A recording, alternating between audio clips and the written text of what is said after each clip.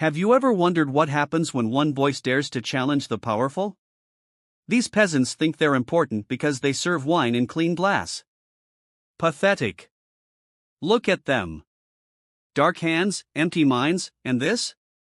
This is your future partner. Mr. Shetty's voice oozed arrogance as he spat the words in rapid Hindi to his assistant. His eyes flicked disdainfully toward the servers lining the room. The investors seated in stiff silence and finally rested on the glass Maya had just placed on the buffet table. But as his harsh words lingered in the air, a strange tension filled the room. No one spoke. No one reacted. The American officials glanced at one another, confused. They'd heard the tone, the scoffing cadence, but none understood a word of what he said. The official translator looked helpless, flipping through notes, realizing too late that the conversation had bypassed him entirely. Only one person in the room had understood every syllable. Maya. She stood just a few steps away, her back straight, eyes locked on Shetty. She hadn't meant to react, hadn't meant to speak. But something ancient and raw rose in her chest: anger. Yes, but older than that. Pride, dignity. You may have money, sir, Maya said suddenly in perfect Hindi, her voice sharp and unwavering, but no amount of wealth can hide the ugliness of your ignorance. As Maya's words hung in the air, the room, once filled with silence, was now charged with a new kind of respect. In that moment, she wasn't just a server. She was the voice no one expected, but everyone needed. What would you have done in Maya's place? Would you have stayed silent or spoken up for what's right? Let us know your thoughts in the comments. If this moment moved you, share it with someone who needs a reminder that courage doesn't wear a uniform.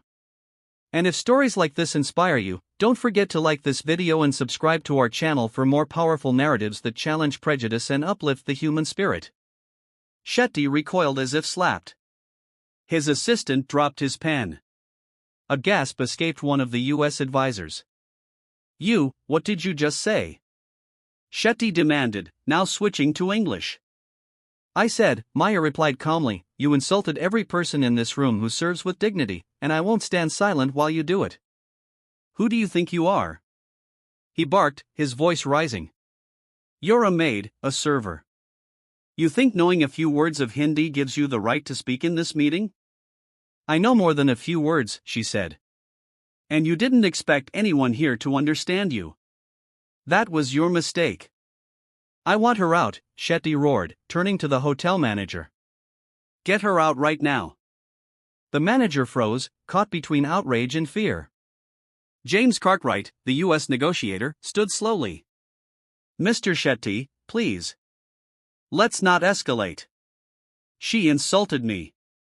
You insulted everyone, Maya said, stepping forward, still in Hindi. You dismissed our intelligence. You mocked our appearance. And you did it in a room where you assumed no one was listening. Turner, the lead counsel, stood from his chair. This is absurd. She's staff. She doesn't have clearance to speak here. I wasn't trying to speak, Maya replied. But when a $5 billion deal is about to collapse because someone can't recognize a misinterpreted clause, someone has to. Now the room held its breath. Clause 12B in the draft agreement, she said, her tone composed but firm, was referenced using an outdated term from India's 2015 energy regulations. It's since been updated. That's the source of confusion, not disrespect. Not incompetence. Shetty's eyes narrowed. How do you know that? Because I studied the policy. Because I studied your language. Because I listen. Silence returned, but now it felt different. Like the quiet before a shift. Shetty exhaled. Still tense, but he no longer looked at her like a server. He looked at her like someone he hadn't anticipated. Cartwright turned toward Maya. Miss Maya Parker. Well, Miss Parker, it appears you may have just saved this negotiation. For a moment, no one moved. The towering Mayflower chandelier above Maya cast a golden light over the frozen faces around the long, gleaming conference table. The tension was no longer just awkward. It was electric. The U.S. investors stared at her as if she had shapeshifted in front of them. Staff from the hotel service team peeked in from behind the doors, unsure whether to intervene or disappear. Mr. Shetty's jaw was locked tight, his cheeks flushed with a deep shade of red, not just from embarrassment, but from the realization that the lowest-ranking person in the room had just outmaneuvered him. James Cartwright broke the silence. "Miss Parker," he said slowly, gesturing toward the seat beside him. "If you'd be willing to sit, I think we all have a few questions, relevant questions." Maya hesitated. She looked down at her service uniform, her name tag still pinned firmly on her chest. This wasn't her seat, not her room. She wasn't supposed to be part of this conversation. But the eyes that met hers now weren't dismissive. They were curious, engaged, even a little impressed. She set her empty tray on the sideboard and walked to the chair. Turner's voice sliced through the fragile thaw. "With all due respect, Mr. Cartwright, we can't just hand the table over to hotel staff. This is a secured negotiation." And yet, Cartwright replied coolly, "That staff just prevented us from collapsing months of work. So maybe it's time we re-evaluate who belongs at the table." Shetty folded his arms, glaring at Maya. "You embarrassed me in front of your people. Don't act like you're some diplomat." Maya turned to him. Her voice was even, but her words carried weight. "Respect is earned, not assumed. If you want to move forward with integrity, then maybe stop expecting silence from the people you step over." There it was again, that shift, the subtle turning of the room in her direction. Cartwright leaned forward. "Let's get something clear. Maya, you mentioned the outdated clause. Can you walk us through exactly what you saw and what was said?" She nodded, her pulse steady now. "Mr. Shetty's objection was to language he believed showed ignorance on our part. He mentioned a phrase that was actually from a 2015 energy regulation, Haroniti Sanche, which was replaced by a new framework in 2021. But the version in the draft still referenced the old regulation." She looked at Turner. "That draft was printed with your notations." Turner tensed. "I reviewed multiple versions. It's possible an earlier file was circulated by mistake." Maya didn't flinch. "It wasn't a mistake. It was negligence." "And you were counting on the fact that no one in this room could read the original language?" Cartwright rubbed his temple. "Well, that explains the friction." Shetty's assistant cleared his throat. "I can confirm Miss Parker's assessment. That clause has not been used in any Indian government filing since February 2021. Shetty raised an eyebrow at his aide. "You knew this?" The assistant hesitated. "No, sir. I just checked now on my tablet." The room murmured again. Maya's gaze swept the table. These were people who had worked in policy, law, diplomacy, and yet not one of them had caught the flaw. She wasn't gloating. She was stunned. Stunned that the right knowledge from the wrong person had been invisible. "Mr. Cartwright," Maya said, "this project matters. Clean energy isn't just policy. It's people. If we can't get the language right, we'll never get the trust." Cartwright nodded slowly. "You're absolutely right." He looked around the room. "I move we take a 20-minute recess. Everyone review the draft. Legal will confirm what Miss Parker identified. When we return, we'll proceed with full clarity." No one objected. As people began rising, Maya stood too. She turned toward the door, ready to slip out as quietly as she'd spoken up. But Cartwright called after her. "Maya, close." She blinked, caught off guard. "Sir, I have a feeling this won't be your last word in this deal." Maya didn't respond. She only nodded, then stepped outside into the hallway. As the heavy doors closed behind her, her heart finally beat like a drum. She stood still, back against the wall, the white trim cool against her spine. Her hands trembled slightly, not from fear, but from release. She'd spent years holding her voice in. Today, it had come out. She could still hear her grandmother's voice in her head. "Mouth stay shut when no one believes you matter, so teach them different." A voice called her name. It was waves. Later, after the briefing, Maya walked outside with Cartwright. The sky had cleared to pale blue, a breeze stirred. She looked up at the department facade, white columns, guarded steps, history embedded in stone. You did it, Cartwright said softly. You changed the rules and you changed the game. Maya touched the envelope inside her blazer. Everything's still ahead. He smiled. So are you. They paused as a car pulled up to take Mia to her next assignment. Thank you, both of you, she said quietly. For stepping in when I couldn't, when I wasn't even sure I could, Ellen's voice came from the vehicle. You never had to be sure. You just did. Maya climbed in. The door closed. The engine purred as the vehicle pulled away. She looked back at the department steps, at where she once stood unofficially and now stood officially, as more than a consultant, as a catalyst. She checked the envelope again and smiled, not for what she'd earned, but for what she'd begun. Because justice, she understood now, doesn't end once the storm passes. It begins when someone steps forward to speak and then refuses to step back. The first sunlight of morning settled over Washington like a benediction, soft and cautious. Maya awoke in her secure apartment to a ringing phone. She answered, voice still coated in sleep. Miss Parker, it's Director Chen. The tone was professional, muted urgency behind it. I have a special assignment. Are you available? Maya sat up. Yes, sir. Of course. Meet me at Embassy Row in 1 hour.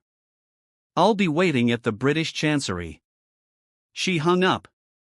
5 minutes later, the small envelope from Cartwright was gone, replaced by a sleek diplomatic badge identifying her as Policy Advisor, Cultural and Digital Affairs. She dressed deliberately, recalling each step of her journey: tray server, freelance consultant, Senate witness, and now this new rank, one earned in storm and trial. Outside, the city hummed. Tourists at the mall, early joggers along the National Mall, diplomats shuffling between chanceries. Maya's badge granted privilege, but she still moved deliberately, exuding confidence and focus. Arriving at the British Chancery, a tall red brick building with crisp Union flags, she was greeted by Director Chen and a lean intelligence officer named Malcolm Reyes. Thank you for coming, Chen said. This is urgent. A multinational coalition is forming a global digital charter. We're hosting the first private working group here today. Maya glanced at the roster: representatives from G20 nations, NGOs, tech firms, and no Americans. Malcolm interjected. They were excluded by design. Chen nodded.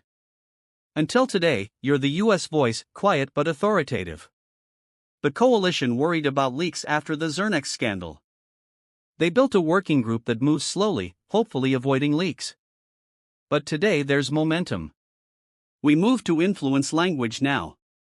Maya exhaled. Let me guess. They're softening binding protections. Exactly, Chen confirmed. Our allies expect pushback. We need you to speak for principles, not politics. Inside the foyer adjacent to a large conference table, Maya scanned the room. Delegates clustered in small groups. She spotted Martin Keller from Germany, whose friendship she earned in Brussels, Dr. Anna Ralph from India, whose sharp mind challenged her at every turn, and a young Chinese diplomat, Mei Li, observing quietly. At 10 exactly, Chen opened proceedings. Miss Parker is here to ensure global commitments remain enforceable and inclusive. She's our cultural linchpin. Maya nodded and stepped forward. The initial agenda focused on data governance. Keller began, we must clarify jurisdictional boundaries while remaining flexible for innovation. Ralph followed, noting the importance of civil society input. May emphasized harmony and stability. Then David Orr, representing a major East Asian tech firm, suggested replacing state obligations with voluntary standards. Maya raised her hand. If voluntary is used, who ensures compliance? A charter without teeth becomes an aspiration, not an agreement. She maintained respect while pushing pressure. The room paused. Ralph spoke up. I agree. We've seen how policy papers can sit on shelves. We need action. or frowned. State-led enforcement is too rigid. It stifles innovation. Maya responded. But unchecked innovation, especially in AI and data, carries risks for civil liberties. We must embed accountability mechanisms. The dialogue intensified. Keller cited EU law. May tempered interpretations. Maya subtly shifted tone, highlighting practical examples: inadvertent profiling, algorithmic bias, cross-border legal dilemmas. She paraphrased findings from the Zernex files without naming names, principles only. Midday, the chamber broke for lunch. As plates were cleared, Chen whispered to Maya, "You're making impact, but they're regrouping. Expect the afternoon to focus on jurisdictional architecture." True to form, post-lunch, semantics became a battlefield. Delegates debated phrases: state sovereignty, cross-national oversight, extraterritorial enforcement, binding arbitration. Maya quietly listened, annotating margins, preparing her moment. That moment arrived when Orer proposed a compromise. "Let's include an article stating data sharing obligations, subject to mutual agreement, leaving enforcement indefinite." Maya stood. "You're shrinking oversight again. Mutual agreement can freeze protections indefinitely." Heads turned. Ralph added, "We cannot allow loopholes in the foundation." Or hesitated, eyes flicking to May, who offered a steady nod. Finally, Keller spoke. "I support Miss Parker's position. We must maintain enforceability as default, not exception." The work resumed with renewed clarity. Maya directed attention to a clause she drafted. Article 10-2. Signatory states agree to submit enforcement claims to an independent tribunal established jointly, funded through UN reassignment, activated upon breach notification. May raised a delicate concern. "What of national sovereignty?" Maya replied. "The tribunal respects each state's law but ensures global standards are upheld if claims are serious. Sovereignty is balanced by responsibility." Orr's expression shifted. Doubt crept in. The room leaned toward compromise, not concession. They moved into the final drafting session with mechanisms for oversight and joint review explicitly incorporated. At 5 p.m., Chen called final adjournment. "Thank you all. Miss Parker's insights were instrumental. We will circulate the draft within 48 hours with her language included as core." Delegates applauded. Maria offered quiet nods of respect. Later, outside on the Chancery lawn, Maya stepped aside. May approached her softly. "In China, we say clarity is the bridge." May said, "Your clarity built our bridge today." Mia smiled appreciatively. Ralph joined. "Maya, your voice was indispensable." Keller added, "If Washington needs you, I hope you'll say yes." Maya watched the three of them leave, then spoke with Director Chen and Malcolm at their parked car. "What happens now?" she asked. "There will be internal reviews," Chen said.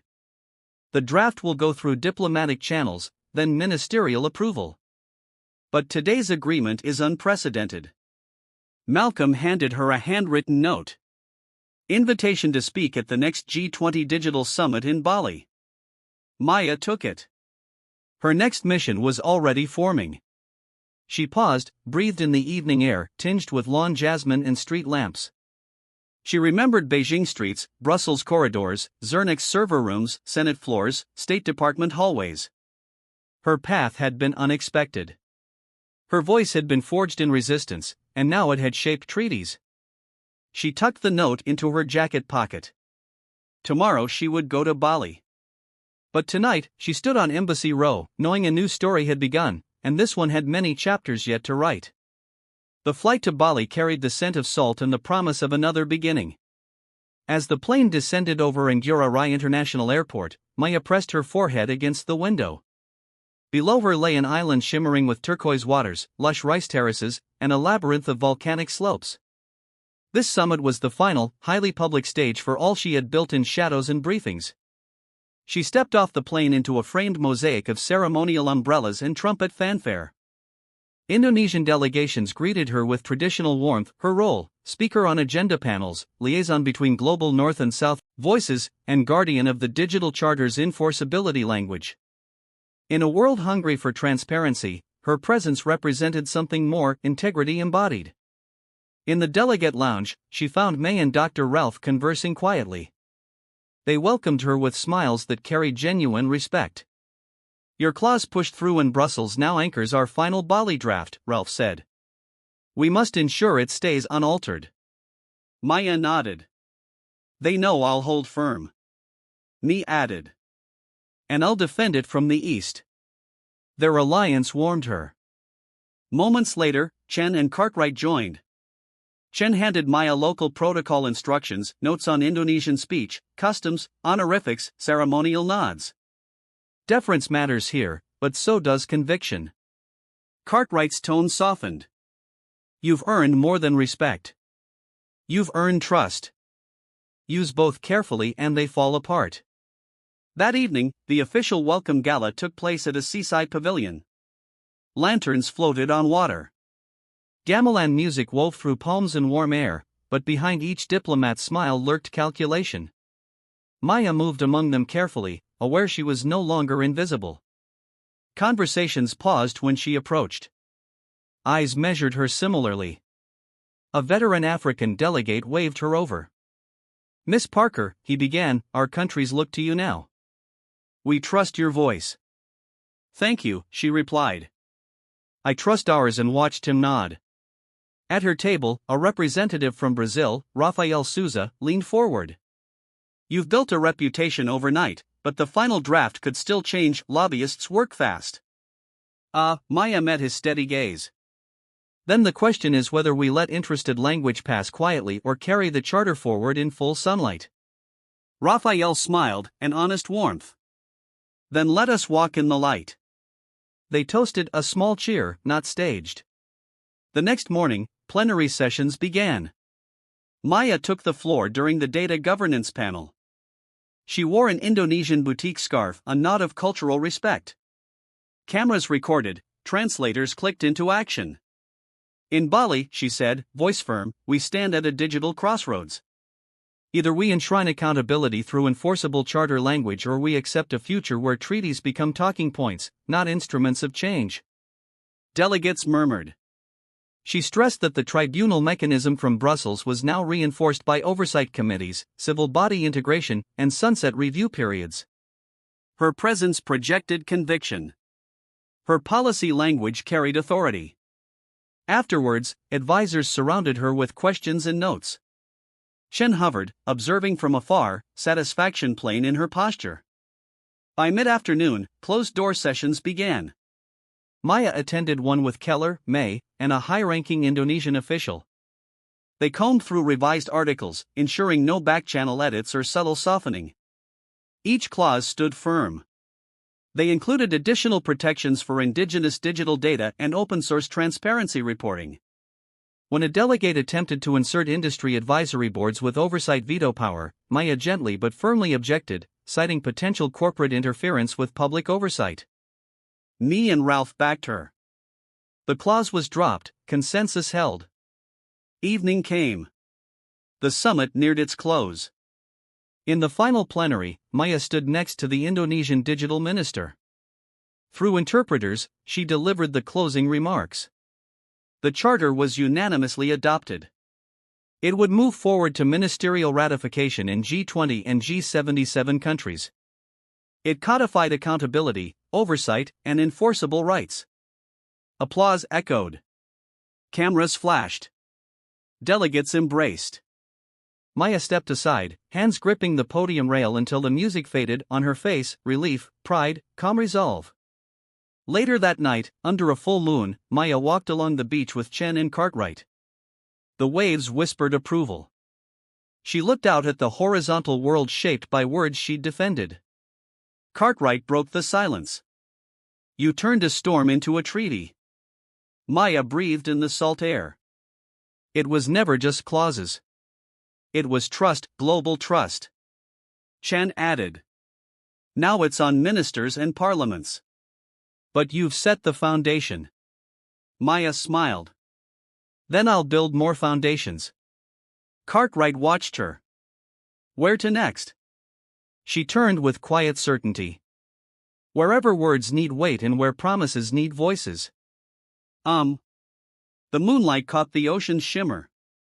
And there, at the edge of world waters, a new chapter was being written, her voice weaving them together in steady chords of accountability and hope. The sun rose golden over Bali's shoreline.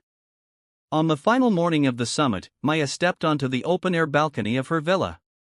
The smell of frangipani heavy in the air. Below, the delegation's buses wound through tropical foliage, heading to the closing ceremony. Behind her lay months of preparation, accusation, midnight escapes, Senate halls, and global negotiations. Ahead lay ratifications, legal reviews, and, she hoped, a new era. Her phone buzzed. A message from Chen. Ministers will begin signing today at 10 o'clock. Your speech at closing gala. Be ready. Maya closed her eyes, letting the breeze carry her thoughts. Then she straightened her suit and headed downstairs. Inside the banquet hall, delegates gathered for the final gala, this time in traditional Balinese attire.